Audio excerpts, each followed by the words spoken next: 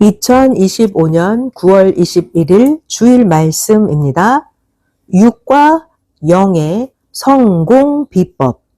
먼저 자기를 만들고 크게 행하라. 성경 본문 디모데후서 2장입니다. 20절 21절.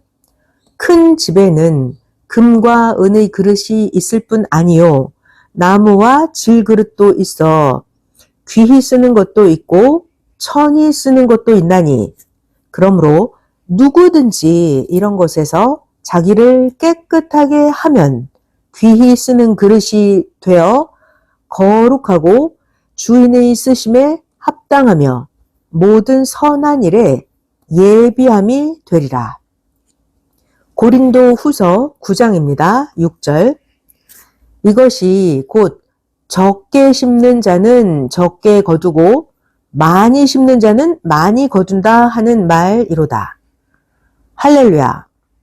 오늘은 6과 0의 성공 비법. 자, 먼저 자기를 만들고 그 다음에 크게 행하라 라는 주제로 말씀하겠습니다. 자, 누구나 성공하고 싶죠? 오늘은 아주 특별한 말씀이에요. 6도 0도 성공하는 최고 비법을 말씀해 주십니다. 어떻게? 먼저 자기를 만들고 크게 행하라 라는 주제입니다. 자, 이제 오늘 말씀의 서론을 먼저 전해주겠습니다. 인생 모두 누구든지 성공하는 최고의 비법이 있습니다. 먼저는 자기의 마음과 생각과 육신을 만들고 나서 행하는 것입니다. 만들기 전에 하는 게 아니에요. 먼저 자기의 마음, 생각, 육신을 만들고 나서 행하는 것입니다. 어떻게 자기를 만들까요?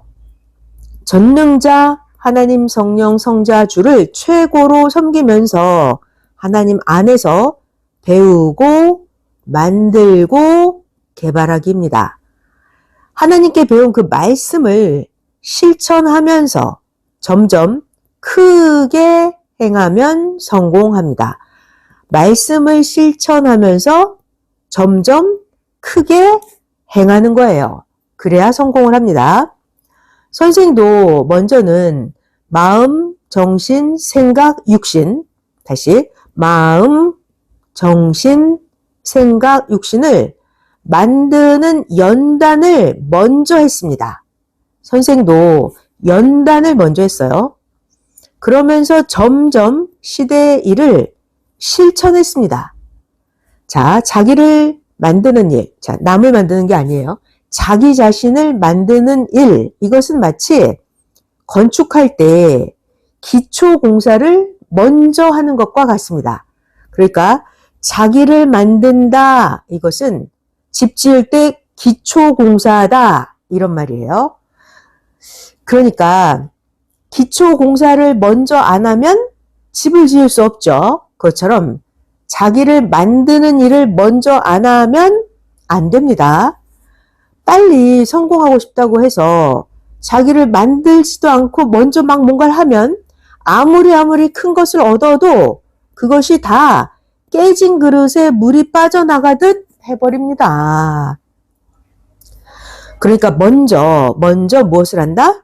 마음, 정신, 생각, 그리고 육신의 행위를 온전하게 만들기입니다. 먼저 자기를 만들어야 돼요. 그래야 제대로 해서 얻게 되고 쓸 수가 있습니다. 마음, 정신, 생각, 그리고 육신의 행위를 먼저 자기를 만들어야지만 전능하신 하나님의 말씀이 귀하게 들립니다. 말씀이 귀하게 여겨져서 제대로 행해집니다. 그러니까 절대로 자기 마음, 정신, 생각, 행동을 만드는 것을 먼저 해야 합니다. 마음, 생각이 뭐다? 생명이다. 살고 죽는 것이 마음에서 나온다고 했죠. 그래서 마음, 생각이 생명입니다. 하나님은 인생들을 구원시키려고 구원자를 보내서 인생이 영원한 지옥 고통으로 가는 사망으로 안 가게 가르쳐 주십니다. 구원자를 보내서 가르쳐 주십니다.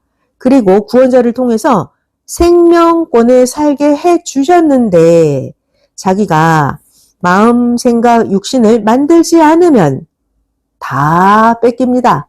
다 뺏겨요. 본인이 하나님을 위해서 청춘, 젊음을 다 했다고 해도 자기 마음에 문제가 있으면 어떻게 돼요? 아무리 하나님을 위해서 자기 청춘 인생을 다 바쳤어요. 그런데도 자기 마음에 문제가 있으면 나중에 가서는 쓰러집니다. 마음에 문제가 있는 사람은 나중에 가서 오히려 하나님을 부정하기도 합니다. 마음에 문제가 있는 사람은 생각이 이리저리 흔들려서 육신도 그 하나님의 뜻길을 포기합니다. 마음 때문이에요. 마음 때문에. 자, 그러니까 먼저 마음, 생각을 성령으로 만들어 놓지 않으면 하나님이 아무리 도와주셔도 결국은 자기 마음 때문에 쓰러지고 실패합니다. 자, 그래서 이 마음과 생각이 이렇게도 큰 거예요. 마음과 생각이 뭐다? 생명이다. 마음과 생각이 생명입니다. 사람은 누구나 전부 다 자기가 만들지 못한 자기 마음, 자기가 못 만든 자기 생각, 자기가 만들지 못한 자기 몸의 행위 때문에 영원한 천국 길을 가다가도 어려운 일을 당하면 이거 아니야 하면서 돌아서서 영원한 고통의 사망길로 갑니다. 하나님은 사람을 천국에 오게 예정을 해 놓으셨는데도 자기 마음 생각을 다이아몬드 같이 단단하게 만들어 놓지 않은 자는 아무리 하나님이 천국 오게 예정을 하셨어도 자기가 생명길로 오다가 자기 스스로 사망길로 찾아서 갑니다. 마음을 안 만들어서 그래요. 그러니까 제일 먼저 중요한 게 뭐다? 먼저 마음, 생각, 정신, 육신을 온전히 행하도록 만들어야 합니다. 그래야 각자 돈도 다스리고 부귀도 다스리고 신앙도 다스려서 뺏기지 않아요. 자기 마음, 정신, 생각, 육신을 먼저 온전히 만들어야 영원히 하나님 성령과 함께 살게 됩니다. 이렇게 마음, 생각을 먼저 만드는 거, 이렇게 살지 못하는 자는 자기 마음이, 생각이, 행동이 약해서 사탄, 악, 귀신에게 패한 자입니다. 만들지 않으면 자기가 패하는 거예요. 자, 그러니까 배우고 알아서 그냥 모르죠. 배워야 돼요. 배우고 알므로 마음 생각이 굳건해진 자는 평생 동안 하나님을 불신하지 않고 굳건하게 갑니다.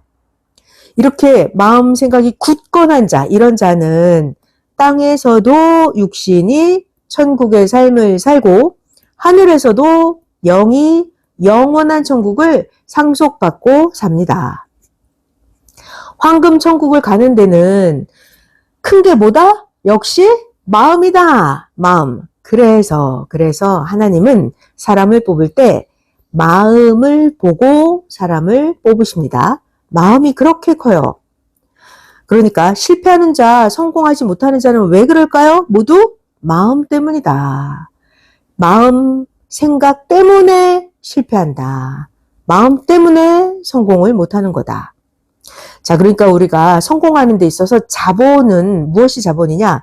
마음이 굳세고 마음이 강하고 담대한 것이 자본이에요. 자본. 마음이 강하고 굳센 자, 이런 사람은 힘들어도 끝까지 갑니다. 자, 지금까지 말이죠. 현재까지 신앙 안에 존재하고 있는 여러분들은 일단은 생명권에 있는 자입니다. 자, 모두 다 오늘 더 확실히 배우고 마음, 생각, 정신, 육신을 제대로 만들어야 합니다. 자, 마음은 어떻게 강해져요? 마음은 결심하는 거예요. 결심. 마음을 먹어. 결심해. 그러면 순간 마음이 강해집니다. 자, 지금 우리가 말씀을 듣고 하나님 뜻대로 마음, 생각, 정신, 육신을 만들겠다. 이렇게 결단하기를 바랍니다. 그리고 나서 순간만이 아니라 아예 순간이 아니에요. 아예 마음, 정신, 생각, 육신의 행위를 최고로 강하게 성장시켜야 합니다. 그러려면 절대적으로 매일 말씀을 듣고 어떻게? 매일 말씀을 듣고 절대 그 말씀을 믿고 그 말씀을 매일 실천 행해야 합니다. 이렇게 내가 매일 말씀드릴게요. 매일 말씀 실천할게요. 이거를 하나님께도 결심하고 약속을 해야 하지만 자기 스스로 영원히 하나님 앞에 아예 마음, 정신, 생각이 안 변하겠다고 절대 결심하고 살아야 합니다. 자, 말씀 듣는 여러분 모두 마음이 걸작이 되어야 합니다. 뭐 어떡하라고요? 마음을 걸작으로 만들어야 돼요. 마음 미남, 마음 미인이 되어야 합니다. 마음 걸작 인생이 되어야 합니다. 봐봐요. 육신이라고 하는 것은 육신은 마음 따라서 좌우됩니다. 그러니까 육신이 지금 당장은 내 육신이 작품이 아니다 쳐도 자기 마음만 제대로 되어 있으면 육신은 어떻게든지 간에 바로 만들 수가 있습니다. 마음이 제대로 되어 있어야 돼요. 마음이 걸작, 마음이 미인이어야 자기 육신도 똑바로 만들 수가 있어요. 자, 선생님도 먼저는 마음을 만들어 놓으니까 그 다음에 바로 육신을 만들어서 유능하게 되었습니다. 선생이 처음에는 운동도 잘 못하고 수영도 잘 못했어요. 글도 잘 못 쓰고 선생이 온갖 일들을 잘 하지 못했습니다. 그런데 선생이 먼저 뭐 했다? 마음을 만들었어요. 마음을 먼저 만드니까 육신도 만들어서 유능해졌습니다. 봐봐요. 선생의 육신이 노래를 참 못했었죠. 그런데 선생이 마음을 만들고 나니까 하나님 성령님이 선생으로 하여금 노래뿐만이 아니라 작사, 작곡도 하게 쓰셨습니다. 자, 이런 것들을 기도만 해서 되는 것도 아니에요. 기도를 했어도 기도한 사람도 마음, 생각, 정신, 육신을 절대 어떻게 한다? 실천함으로 만들어야 합니다. 선생이 옛날에 살던 초가집이 비가 오기만 하면 빗물이 줄줄 샜습니다. 그래서 예수님이 이런 말씀하셨어요. 아니 이렇게 비가 새는 집에서 어떻게 사냐? 예수님이 하신 이 한마디에 선생은 새 집을 다시 지어야지? 라고 마음으로 결심하고 선생이 초가집을 때려 부셨습니다. 그리고 나서 실제로 선생이 새 집을 짓고 만드니까 아예 비가 안 새고 아주 집이 괜찮았습니다. 이렇게 실천함으로 마음, 정신, 생각, 육신을 계속해서 만들어야 합니다. 아예 새 집을 짓는 것처럼 아예 초가집을 때려 부수고 새 집을 짓듯이 마음, 생각을 부활시켜야 몸 버릇도 고치고 영웅이 되는 삶을 삽니다. 자, 아둔하다, 어리석다 이것은 몸이 아둔하고 몸이 어리석은 게 아니라 마음이 아둔한 거예요. 마음이 어리석은 것입니다. 자, 이제 여러분 모두 이제 서론 말씀을 들었으니까 먼저 자기를 만들고 나서 크게 행하는 것이 육과 영의 성공 비법이다라는 것을 알았을 것입니다. 자, 이제 본론의 말씀을 더 깊이 전해줄 테니까 더 깊이 듣고 실천해서 듣는 모두 6도, 영도 성공하기를 축원합니다. 본문 말씀 시작합니다. 잘 들어봐요. 육신의 몸은 길 들이는 대로 됩니다. 육신의 몸. 마음도 길 들이는 대로 됩니다. 자, 마음도 몸도 길을 들이면 아주 편안합니다. 이렇게 모든 사물이 만드는 대로 됩니다. 마음도 몸도 만드는 대로 됩니다.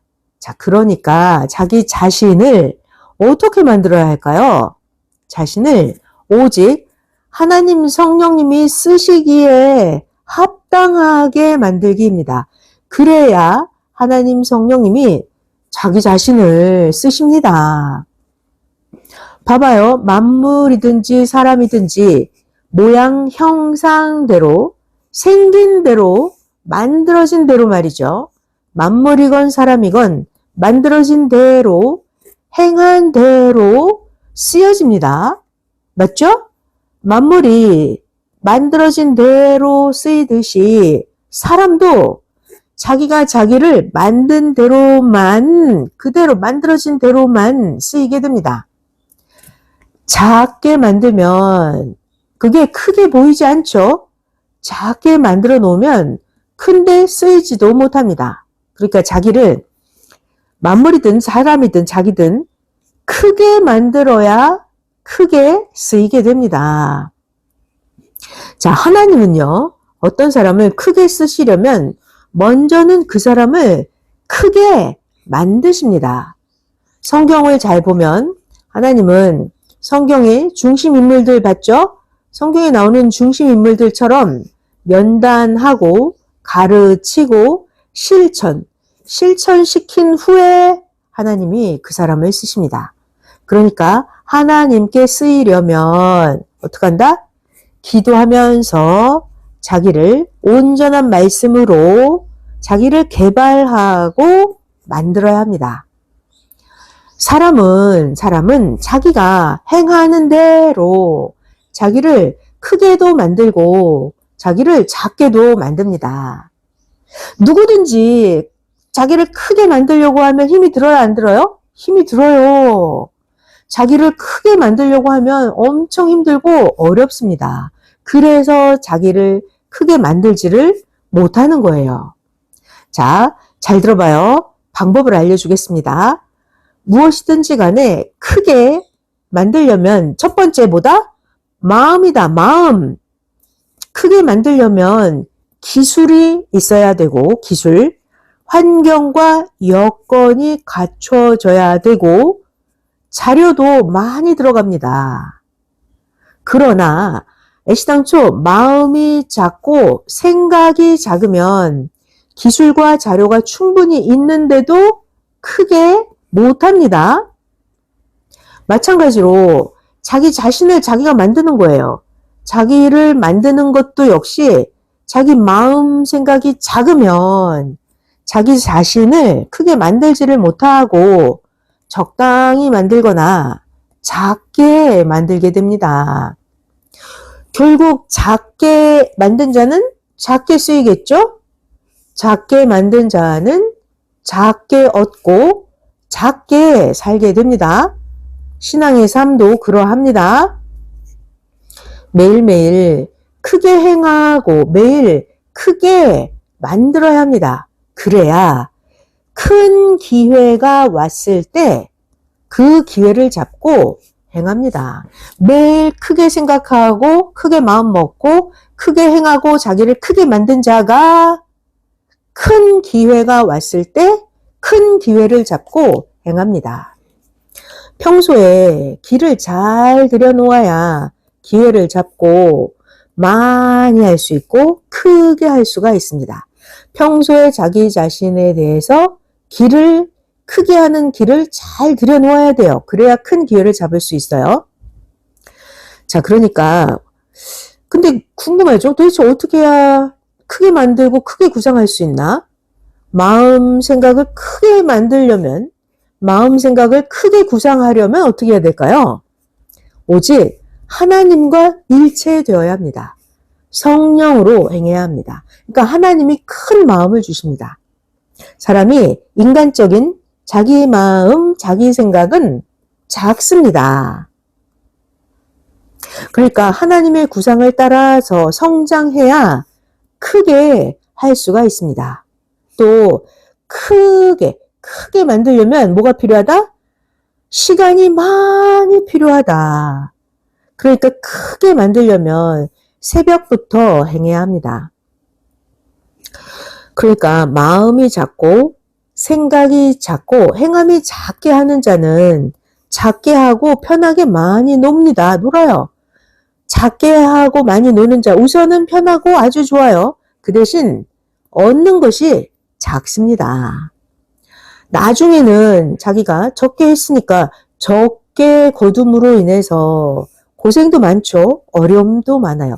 나중에 가면 적게 거두는 것 때문에 어려움이 많습니다. 이렇게 작게 행하는 자는 생각이 크지를 못하니까 큰 것을 못 봅니다. 수석 작품들도 맨날 작은 것만 보고 작은 것만 찾는 자는 큰 작품들은 보지를 못합니다. 마찬가지로 나무도 볼 때 나무를 작고 예쁜 것만 보는 자는 큰 작품 거목이 아예 눈에 안 들어옵니다. 월명동은 어떤가요? 월명동은 큰 정신으로 아예 큰 나무를 심었죠. 그래서 당시에 하나님 궁을 아예 처음부터 거목 숲으로 만들었습니다. 월명동은 100년, 200년이나 앞서서 행한 것입니다. 만약에 작은 나무를 심어서 거목이 되게 하려면 몇 년이 걸려요? 100년, 200년 키워야 합니다. 이렇게 되면 작은 나무를 심어 놓으면 100년, 200년만큼 뒤떨어져서 사는 거예요. 작은 것은 개인용이에요. 작은 것은 가정용입니다. 자, 영상 1번 같이 상고할게요. 월명동 큰 지역이기 때문에 크신 하나님의 구상으로 큰 나무를 심고 큰 돌로 쌓았습니다. 하나님 궁을 아주 큰 잔디 광장, 큰 운동장, 큰 산들로 둘러싸이게 만들었습니다. 수영장도 월명동에 있는 수영장 1000명씩 들어가게 크게 만들었습니다. 건물도 아주 크고 폭포수도 어마어마하게 크죠? 다 큽니다. 그만큼 큰 만큼 100년, 200년 앞질러 간 것입니다. 그러면 100년, 200년을 더 산 것이 됩니다. 영상 1번 끝. 자, 역사도 그러합니다. 역사도 그렇습니다.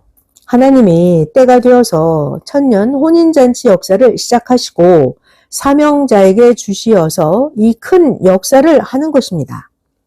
봐봐요. 온 우주와 지구에서 지금 제일 크고 크신 하나님이 선생을 크게 쓰셔서 크고 큰 새시대 역사를 이루셨습니다. 자, 기도하는 것도 하나님은 선생에게 아주 크고 큰 기도를 하게 하셨습니다. 선생은 역사를 시작하기 전부터 개인, 가정, 민족, 세계 차원으로 아주 큰 기도를 오래오래 큰 기도를 했습니다. 그러면서 선생이 말씀도 시대를 뒤집는 아주 큰 말씀을 받아왔습니다. 큰 말씀, 새 역사 말씀입니다. 온 세상에 그 많은 기성인들은 성경 말씀을 크게 풀지를 못해요. 선생은 마음과 생각을 크게 만들었기 때문에 성경 역시 선생이 크게 풀었습니다. 오직 섭리 역사만이 하나님이 가지고 계신 마지막 말씀의 인봉을 풀어서 최고 큰 말씀으로 최고로 큰 역사를 이루어 왔습니다. 섭리 역사가요. 자, 또 하나님은 우리에게 동에서 서까지 가장 큰 것, 월명동을 주시면서 다스리게 하셨습니다. 교회도 모두 큰 교회를 주셨죠. 각종으로 크게 행하게 하셨습니다. 자, 이제 이 시대를 쫓는 모든 자들, 여러분들도 그와 같이 크게 해야 합니다. 자, 우리는 환난, 고난도 시대적인 환난, 민족, 세계적으로 고난을 크게 받았습니다. 작게 생각하는 자는 크게 행하는 자를 이해를 못하고 오히려 반대합니다. 그래도 크게 생각하고 크게 행해야 합니다. 봐봐요. 큰 사업하는 사람 있죠. 큰 사업. 큰 사업을 하면서 대기업을 이룬 자는 모두 크게 했기 때문에 크게 이룬 것입니다. 마음, 생각이 그렇게 큽니다. 종교 역사도 그러합니다. 예수님도 역사를 이루는 데 있어서 처음에는 작게 하다가 결국은 크게 하라고 예수님이 겨자씨 비유로 말씀하셨습니다. 마태복음 13장이에요. 31절, 32절. 또 비유를 베풀어 가라사대 천국은 마치 사람이 자기 밭에 갖다 심은 겨자씨 하나 같으니 이는 모든 씨보다 작은 것이로되 자란 후에는 나물보다 커서 나무가 되매 공중의 새들이 와서 그 가지에 깃들이느니라. 선생이 크게 행하지 않았더라면 구멍가게 운영하듯이 해서 구시대 기성과 같은 옛날 성막리 마을에서 계속 살았을 것입니다. 선생이 어릴 때 다녔던 기성교회를 보면 그때 같이 다닌 신앙인들은 이제 나이 먹어서 죽고 그 나머지는 신앙이 죽어서 교회에 안 다닙니다. 그 교회의 교인들은 그렇게 하나 둘 없어지고 지금은 2명 다닙니다.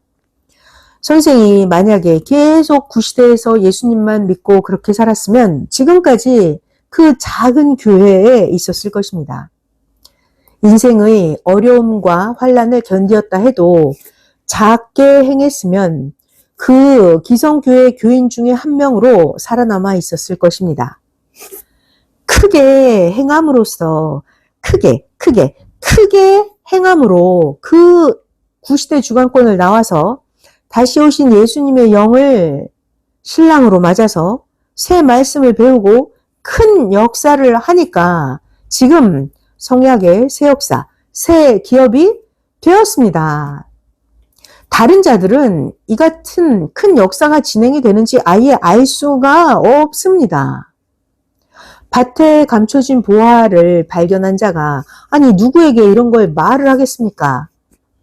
그렇게도 굶고 고생하고 얻은 것인데 순간 어려운 일이 있다고 하나님 역사에서 물러나고 말겠습니까? 하나님이 하시는 일인데 아니 누가 오해하고 막는다고 해서 안 하겠습니까? 선생 10대, 20대, 30대 때부터 동네 사람들, 형제, 부모 모두 다 선생을 걱정하면서 선생이 행하는 일을 막았습니다. 그때 만약에 선생이 막는 그 말들을 듣고 그대로 선생이 안 했더라면 선생이 망할 뻔했습니다. 오직 하나님, 성령, 성자, 예수님 말씀만 듣고 선생은 절대 행하였습니다. 예수님이 말씀하셨어요. 마음, 생각이 굳세고 강하여라. 저들의 말을 듣지 마라. 예수님이 말씀하셨습니다. 그들은 이제 와서 이제서야 선생이 한 일이 맞다고 합니다. 생각의 차원이 낮고 사명도 안 받은 자들이 이제서야 맞다고 하면서 이제 한다고 해서 성공할 수 있겠습니까? 핍박을 받아도 하나님이 주신 기회의 때 그때 해야 고통을 벗어나고 희망을 이룹니다. 그 중에 덜어는 아직도 말씀을 이해하지 못합니다. 왜요? 시대 말씀이 너무너무 크기 때문입니다. 동네 사람뿐이 아닙니다. 온 세계 기성인들이 이해를 못하고 선생이 가르치는 교리가 틀렸다고 하면서 이 섭리 역사를 막고 반대했습니다. 그래도 선생은 굴하지 않고 하나님 말씀만 듣고 하나님 말씀대로만 행했습니다. 그들이 막고 반대하고 이단시한다고 해서 선생이 안 했으면 망할 뻔했습니다. 하나님의 역사를 행한 자는 형통하고 하나님의 역사를 막고 이단시한 자는 실패했습니다. 그들은 비진리로 성경을 푸니까 모두 안 이루어져서 좌절했습니다. 신앙의 역사가 됐든 사회의 역사가 됐든지 간에 때가 되면 하나님의 새 역사를 따라가야 합니다. 따라가지 않은 자들은 자기가 얼마나 손해를 받는지 당시에는 잘 모릅니다. 그런데 따라가지 않은 이런 자들이 후에 나중에 가면 갈수록 처참하게 삽니다. 왜요? 마음이 무지하니까 무지한 길로 가서입니다. 결국 우리는 하나님의 새 역사니까 가면 갈수록 점점 번창해 갑니다. 새 역사를 알고 행하는 자를 그들이 어떻게 당해낼 수가 있겠습니까? 알고 행하는 자는 누가 같이 안 해줘도 혼자서 행해도 새 역사임을 알고 따라옵니다. 밭에 감춰진 보화를 발견한 자가 어떻게 했습니까? 성경 읽었죠? 네, 맞아요. 혼자 행했습니다. 혼자. 보화를 발견했으니까 온갖 자기 소유를 다 투자해서 밭을 사서 몰래 그 밭의 보화를 파내서 그 보화의 주인이 되었습니다. 그러고 나서 어떻게 했죠? 누가 알까봐 오히려 숨기고 두려워했습니다. 하나님 역사도 똑같아요. 똑같습니다. 예수님은 귀신들도 예수님이 누군지 알고 떠드니까 예수님은 누가 할까 봐서 조심하라고 하시면서 잠잠하라 하셨습니다. 마태복음 1장 23절 25절까지입니다.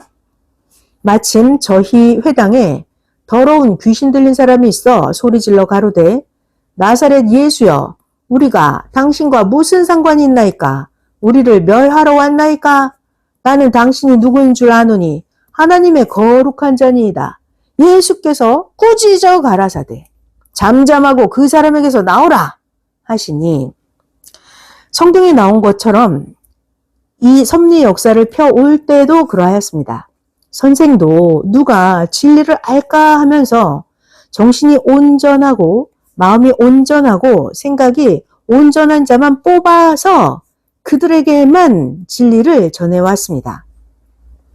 그때 구시대 사람들은 선생이 젊었을 때 역사를 맡고 같이 하지 않고 모두 그렇게도 반대했습니다.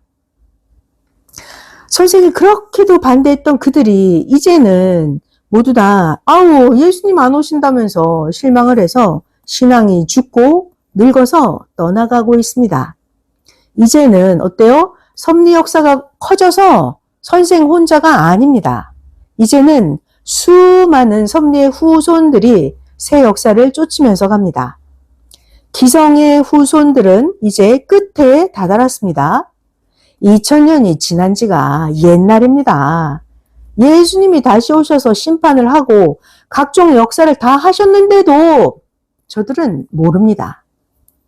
때가 되니 세상이 끝났다고만 생각하고 그것으로 끝났습니다. 소경들이에요, 소경들. 하나님은 해가 뜨는 새 역사와 함께 하십니다. 더구나 우리 섭리 역사는 성자와 성령님까지 발견하고 가니까 성령도 더욱 우리와 함께 하십니다. 어찌 뛰는 자가 말 탄 자를 따라올 수가 있겠습니까? 우리는 이제 고아와 과부 같은 시대와 사람들을 돌아보면서 뒤로 하고 새 역사에 와서 살고 있습니다. 자, 그러니까 어떻게 부지런히 자기 관리하면서 자기를 크게 만들어서 자기를 크게 만들어서 사망으로 가는 저 생명들을 이끌어오는 큰 일을 해야 합니다. 자, 영상 2번 같이 참고할게요. 큰 자는 작은 일은 안 합니다. 어렸을 때는 작았다 하더라도 이제는 모두 컸으니까 점점 크게 해야 합니다. 월명동 야심작도 처음에는 작은 돌을 가지고 쌓다가 점점 크고 좋은 돌로 쌓았습니다. 큰 역사라서 크게 해야 하나님의 구상에 맞습니다. 우리가 크게 해야 하나님도 크게 역사하십니다. 영상 2번 끝. 섭리 역사가, 잘 들어봐요. 섭리 역사가 기성인들과 모르는 자들에게 이 말씀을 가르쳐 주면서 같이 하자고 도와주어도 그들은 함께 안 했습니다. 왜요? 그들은 지능이 낮아서입니다. 이제는 모두 늙고 희망 없이 살고 있습니다. 어떤 자는 그렇게도 이 말씀을 믿고 따르라고 했는데도 마음이 약해서 안 믿고 안 따라오고 살아갔습니다. 선생은 이 말씀을 가지고 말이에요. 세계적인 큰 일을 했는데 그는 무엇을 하고 있나 가서 만나봤습니다. 그가 살아있긴 하는데 관리를 못해서 병든 몸으로 생활에 온갖 고통을 겪으면서 살아가고 있었습니다. 그때 그가 선생을 쫓아서 같이 행했더라면 하나님이 역사하셔서 지금 같이 시대의 영광의 인물이 됐을 텐데 말이에요. 소경들은 자기 인식대로, 자기 수준대로만 삽니다. 자, 모두 다 늙기 전에 어서 하나님의 일을 해야 합니다. 그날의 기회, 그날의 기회는 크나 작으나 그날 지나갑니다. 자, 중요한 말씀 할게요. 매일매일 실천하는 자, 매일 행하는 자는 실상 3위와 같이 하는 자입니다. 매일 행하는 자, 매일 하나님이 같이 하는 자입니다. 왜요? 3위는 하나님은 매일매일 쉬지도 않고 변치도 않고 행하시기 때문입니다. 매일 행하십니다. 행하는 자는 생각하는 거, 마음, 행함, 이것이 행치 않는 자와는 전혀 다릅니다. 행하는 자는 행치 않는 자와 위치도 전혀 다릅니다. 딴 세상에 처해서 행합니다. 행하는 자는 새로운 세상, 새 세상, 새 하늘, 새 땅에서 삽니다. 자, 이제 또 큰 지혜의 할 일을 말해주겠습니다. 큰 지혜의 할 일, 얻기만 하는 것이 아니라 얻은 것을 잘 쓰는 것이 지혜입니다. 얻기만 하는 게 문제가 아니에요. 얻었으면 얻은 것을 어떻게 한다? 잘 쓰는 것이 우리의 할 일입니다. 잘 써야 돼요. 쓰면 어떻게 돼요? 쓰면 10배 커지고 쓰면 100배 커집니다. 섭리 역사도 이렇게 잘 써서 47년 동안이나 이렇게 세계적으로 큰 것입니다. 우리가 실제 얻은 것은 예전에 없었을 때 마음과 생각으로 상상만 했던 것들이에요. 근데 이제 우리가 실제로 얻은 거예요. 그러니까 주신 자를 위해서 많은 생명을 데려와서 같이 쓰면서, 중요하죠?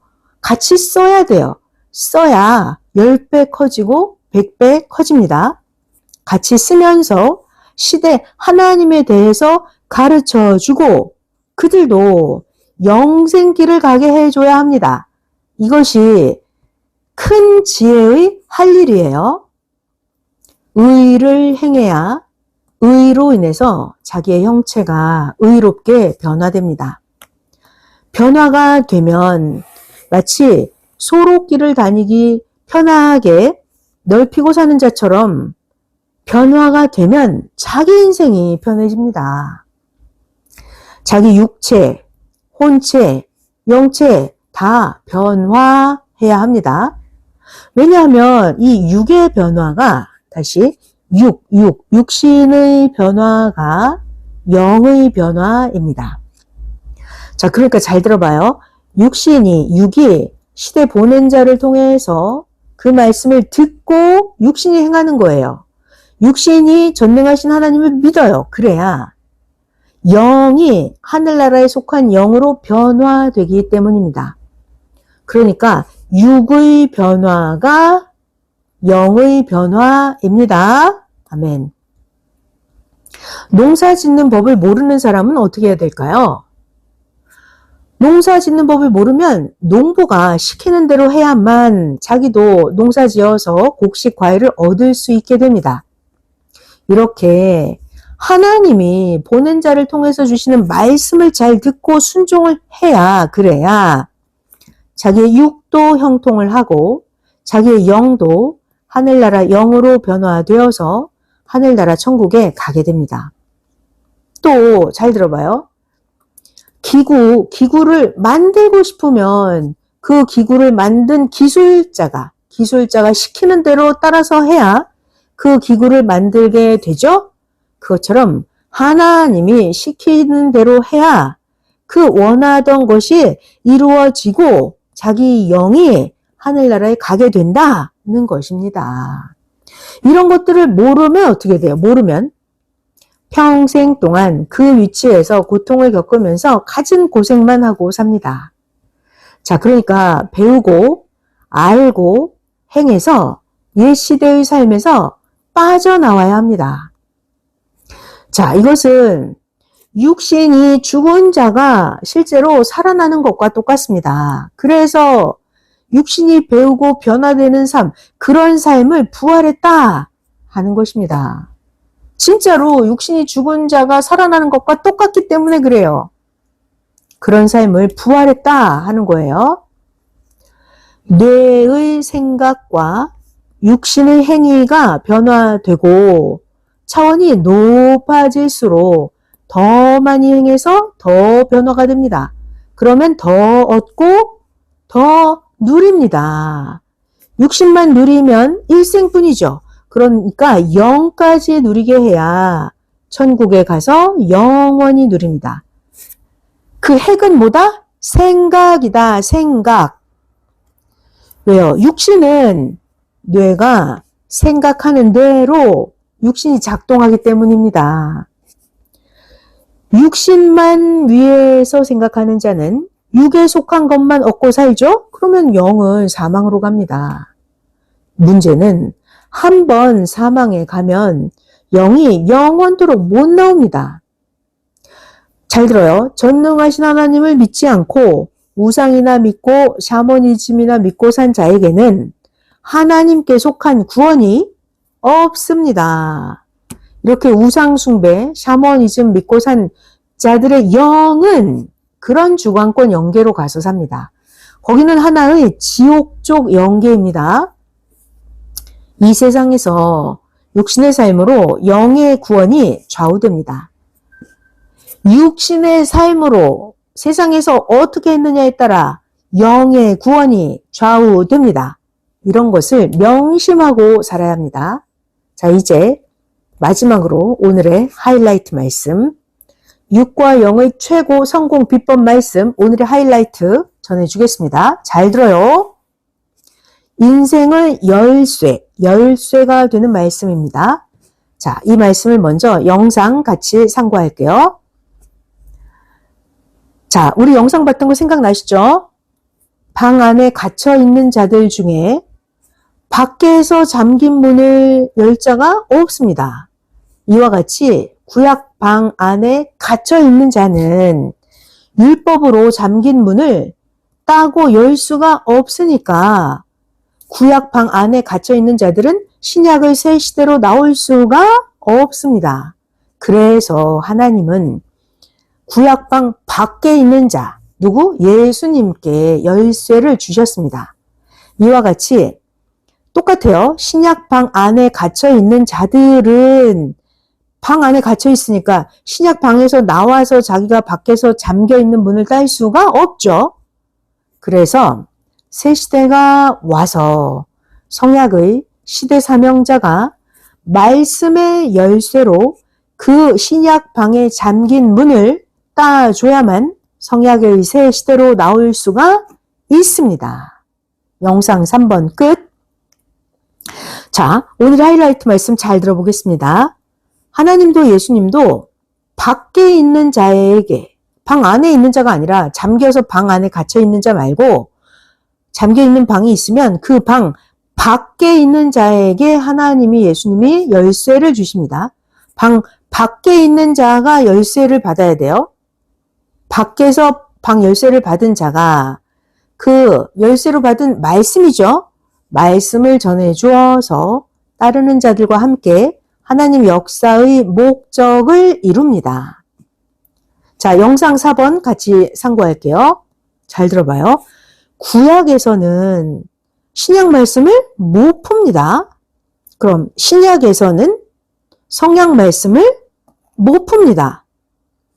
왜요? 밖에서 문에 자물쇠를 채워놨으니까, 자물쇠로 꽁꽁 문을 잠가놨으니까 그 방 안에 들어있는 자는 절대로 그 방 문을 못 엽니다.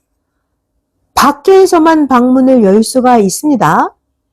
이와 같이 새 시대, 밖에서 새 시대에 하나님이 보낸 자가 열쇠를 가지고 와야 합니다. 새 시대 말씀을 전해서 구시대에 닫힌 문을 열어주고 구시대에서 나오게 합니다. 자, 그러니까 시대에 하나님이 보낸 자가 하나님께 가는 문입니다. 시대의 문을 여는 열쇠입니다. 그가 열면 닫을 자가 없고 그가 닫으면 열 자가 없다 하였습니다. 요한복음 10장 7절 9절입니다. 그러므로 예수께서 다시 이르시되 내가 진실로 진실로 너희에게 말하노니 나는 양의 문이라. 문. 나보다 먼저 온 자는 다 절도요 강도니 양들이 듣지 아니하였느니라. 내가 문이니 누구든지 나로 말미암아 들어가면 구원을 얻고 또는 들어가며 나오며 꼴을 얻으리라. 요한계시록 3장 7절 8절입니다. 빌라델비아 교회의 사자에게 편지하기를 거룩하고 진실하사 다윗의 열쇠를 가지시니 곧 열면 닫을 사람이 없고 닫으면 열 사람이 없는 그 이가 가라사대 볼지어다 내가 네 앞에 열린 문을 두었으되 능히 닫을 사람이 없으리라. 영상 4번 끝. 자, 하이라이트 말씀 잘 들어보겠습니다. 하나님은 방 안에 있는 자에게 열쇠를 주지 않으십니다. 밖에 있는 사람에게 갇힌 자들을 위해서 열어주라고 하시면서 밖에 있는 자에게 그 열쇠를 주십니다. 열쇠는 뭘까요? 사명자가 받은 말씀입니다. 하나님은 예수님에게만 시대의 열쇠인 말씀을 주셨습니다. 예수님은 하나님이 주신 그 말씀으로 구약에 잠긴 문을 따주어서 신약 역사를 여셨습니다. 베드로가 예수님이 그리스도이심을 깨닫고 시인했을 때 예수님이 베드로에게 주신 열쇠가 뭐였을까요? 그것 또한 신약의 말씀입니다. 마태복음 16장이죠. 18절 19절. 또 내가 너에게 이르노니 너는 베드로라. 내가 이 반석 위에 내 교회를 세우리니 음부의 권세가 이기지 못하리라. 내가 베드로에게 천국 열쇠를 주리니 네가 땅에서 무엇이든지 매면 하늘에서도 매일 것이요 네가 땅에서 무엇이든지 풀면 하늘에서도 풀리리라 하시고. 새 역사 때도 똑같습니다. 예수님은 구 역사에 갇혀있지 않은 선생에게 말씀의 열쇠와 말씀의 붓을 주셨습니다. 그래서 선생은 말씀의 열쇠로 구시대에 잠겨있는 문을 열고 말씀의 붓을 가지고 새 역사를 해왔습니다. 그랬더니 선생이 전해준 예수님 말씀을 믿고 행한 자들도 구시대에서 나와서 살아났습니다. 새 시대로 부활하였습니다. 할렐루야. 모르면, 중요한 말, 모르면 갇혀있기 때문에 열쇠를 가진 자를 따라서 나와야 됩니다. 구시대는 지금도 새 시대가 어떻게 가는지를 모릅니다. 하나님은 구원자를 보내서 그때그때마다 합당한 대로 뜻을 펴 가십니다. 와서 행하는 자도 하나님이 하시니까 그때그때 행하면서 압니다. 구약 때 하나님이 선지자를 통해서 새 역사를 예언해 놓으셨어도 그때마다 시대 상황이 다르니까 모두 하나님이 원하신 대로 안 되기도 했죠. 메시아 예수님과 신약 역사를 예언하면서 모두 맞으라 하셨는데 예언한 대로 다 이루어지지는 않았습니다. 봐봐요. 구약 이사야 성경입니다. 9장 6절에서 7절. 한 아이가 우리에게 낳고 한 아들을 우리에게 주신 바 되었는데 그 어깨에는 정사를 메었고 그 이름은 기묘자라, 모사라, 전능하신 하나님이라, 영존하시는 아버지라, 평강의 왕이라 할 것임이라. 그 정사와 평강의 더함이 무궁하며 또 다윗의 위에 앉아서 그 나라를 굳게 세우고 지금 이후 영원토록 공평과 정의로 그것을 보존하실 것이라. 만군의 여호와의 열심히 이를 이루시리라. 이렇게 예언이 있었죠. 예레미야서 31장입니다. 31절에서 34절. 나 여호와가 말하노라. 보라, 날이 이르리니 내가 이스라엘 집과 유다 집에 새 언약을 세우리라. 나 여호와가 말하노라. 이 언약은 내가 그들의 열조의 손을 잡고 애굽 땅에서 인도하여 내던 날에 세운 것과 같이 아니할 것은 내가 그들의 남편이 되었어도 그들이 내 언약을 파하였음이니라. 나 여호와가 말하노라. 그러나 그날 후에 내가 이스라엘 집에 세울 언약은 이러하니 곧 내가 나의 법을 그들의 속에 두며 그 마음에 기록하여 나는 그들의 하나님이 되고 그들은 내 백성이 될 것이라. 그들이 다시는 각기 이웃과 형제를 가리켜 이르기를 너는 여호와를 알라 하지 아니하리니 이는 작은 자로부터 큰 자까지 다 나 하나님을 알미니라. 내가 그들의 죄악을 사하고 다시는 그 죄를 기억지 아니하리라. 여호와의 말이니라. 그래도 하나님은 예수님을 통해서 그 예언과 하나님의 그 뜻을 다 이루셨습니다. 하나님은 모두가 다 새 역사를 맞이하게 예정을 하셨는데 시대 복음을 맞은 자와 맞지 못한 자의 운명이 갈라져 갔습니다. 하나님이 열쇠를 주시면서 보낸 자도 때가 되어서 새 시대 뜻을 실천하면서 비로소 이런 것을 알게 됩니다. 안 믿는 자에게는 하나님의 예언이 이루어지지 않습니다. 시대를 맞이하지 않으니까 영광의 주도 맞지를 못합니다. 그 중에 믿는 자들만 주를 믿고 따릅니다. 이러니까 구약인들은 자기들이 기다린 역사가 와서 신약인들이 하나님의 뜻을 펴가고 있는 줄도 몰랐습니다. 그러나 맞은 자에게는 어때요? 예수님을 맞이한 자들은 구약의 예언이 영광으로 이루어지고 믿지 않은 자에게는 구약의 예언이 고난의 운명으로 이루어졌습니다. 하나님을 기다렸던 자들 중에서는 100분의 1도 예수님을 안 믿었습니다. 다 유대 종교인들입니다. 아주 소수의 사람만 예수님을 믿고 그 시대에 한 군데에서 작게 이루어지니까 하나님의 새 역사가 왔다 이것을 아는 자만 알고 모르는 자는 전혀 몰랐습니다. 그때 당시 인터넷 시대도 아니고 전화 시대도 아니니까 직접 보고 들어야만 알 수가 있었습니다. 교통수단도 안 좋은 시대였죠? 그러니 예수님은 그때 당시 걸어 다니면서 이방 땅에서 복음을 전하셨습니다. 예수님이 계시는 거기에 가서 말씀을 들은 아주 극소수만 예수님의 말씀을 들었습니다. 그나마도 극적인 환란이 밀려오니까 위험을 무릅쓰고 아주 작게 전할 수밖에 없었습니다. 예수님이 말씀을 전한 그곳 거기에서만 새 역사가 온 것을 알았습니다. 하나님의 새 역사를 기다렸던 자들이 예수님을 원수같이 대하니까 말씀을 전하는 것이 오히려 해가 되었습니다. 그래서 예수님은 이방 땅에서 전했습니다. 유대인들은 그토록 기다린 예수님을 몰라보고 낮은 지능 수준으로 예수님을 이단으로 규정했습니다. 하나님의 새 역사, 예수님에 관해서 유대 종교인들은 관심이 없었습니다. 유대 종교인들은 하나님이 오시기만을 눈이 빠지게 기다렸습니다. 그런데 하나님은 영체로 오셨어요.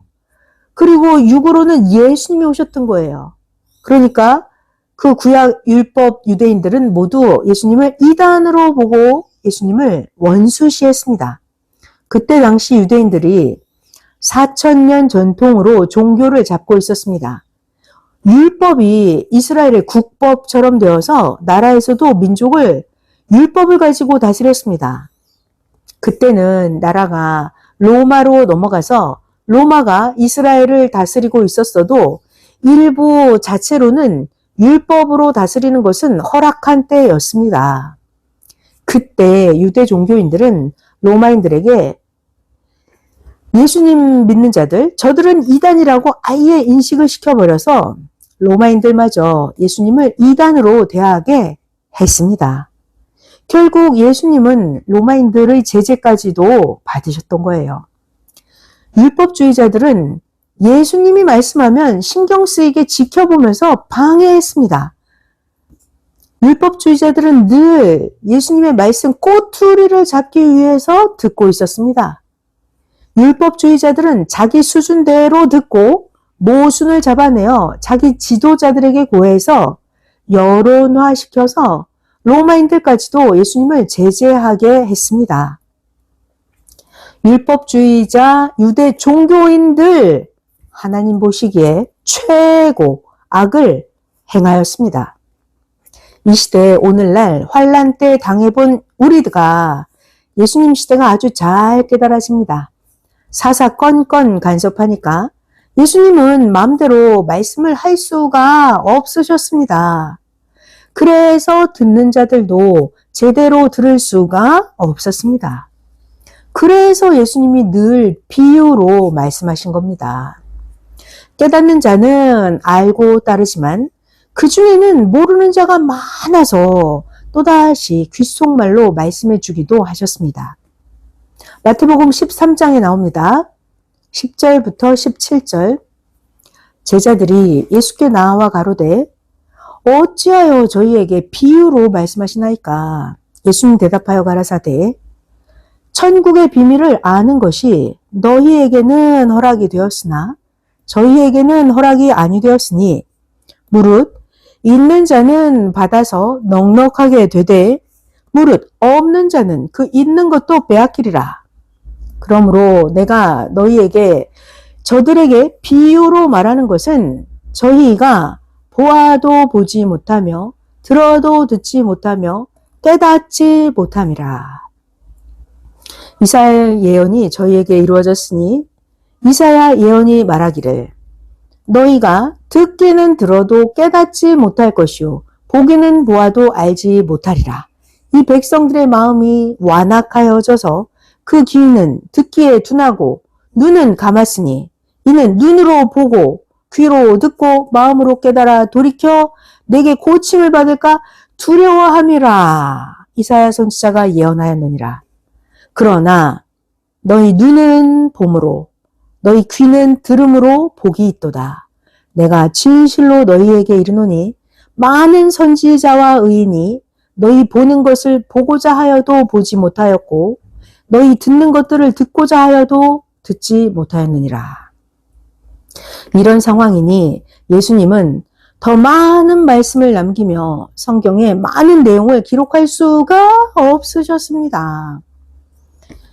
그들의 율법주의자들, 유대 종교인들은 육신이 당시에 그런 무지한 행위를 행하면서 무력으로 기세등등하게 행하였지만 그 영혼들은 행위대로 받았습니다.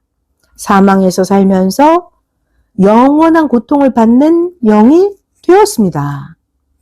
예수님은 이같이 힘든 환경 속에서 3년 동안 복음을 전하셨습니다. 그럼에도 결국 4,000년 구 역사는 이미 시대가 갔으므로 저물어 가고 하나님이 보낸 자 통해서 행하시는 새 역사만 해와 같이 빛나게 펼쳐져 갔습니다. 결국 하나님의 온전한 역사만 계속 형통하였습니다. 이스라엘은 하나님이 모두 다 심판하셨습니다. 예수님이 죽고 나서 약 37년 후에 주후 70년경 전쟁으로 이스라엘이 완전히 로마에 넘어가게 되고 성전도 파괴되었습니다. 새 시대가 오면 항상 기다리던 자들이 무지해서 막고 기다리던 자들이 새 역사를 핍박하고 고통을 주었습니다. 오늘날 이 시대도 똑같이 그러했습니다. 안 믿는 자까지 동원해서 언론화하고 핍박했습니다. 그들은 결국 행한 대로 사망길로 갑니다. 하나님의 새 시대 뜻대로 하는 자만 육도 형통, 영도 형통합니다. 소경들이 그 길을 막으나 하나님 성령 성자 예수님은 눈뜬 자를 통해서 이 시대 뜻을 펴 오셨고 이루며 가고 계십니다.